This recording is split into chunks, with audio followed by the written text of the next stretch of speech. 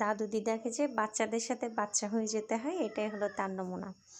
তো আমার মেয়েকে নিয়ে গিয়েছিলাম একটু ডাক্তারের কাছে। তো আসার সময় একটা পার্কে ছোটোখাটো তাকে নিয়ে ঢুকলাম, দেখি আর নামতেই চাই না। অনেকক্ষণ মজা করলো, অনেকক্ষণ ছিলাম।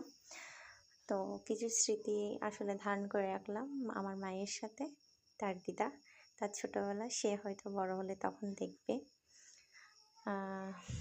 এই তো, এটাকে কী বলে আমি ঠিক জানি না। তবে আমরা ছোটোবেলায় স্কুলে অনেক চড়তাম। এই এখন উঠবে নিজে নিজে, একটু এখন শিখে গেছে চড়বে। এই যে গড়িয়ে পড়লো, ছোটদের আনন্দই আর কি।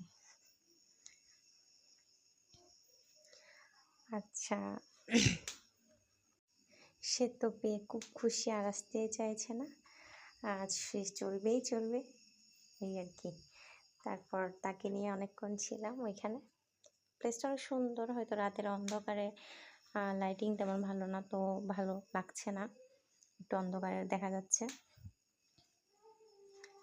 দিদার সাথে কিছু আনন্দঘন মুহূর্ত ক্যামেরা বন্দি করে রাখলাম। সে নামতেই চাইছে না, দিদাও তার সাথে বাচ্চা হয়ে গেছে। দুইজনে মিলে অনেকক্ষণ দুষ্টুমি করলো, খেলা করলো। ওকে বন্ধুরা, টাটা, বাই।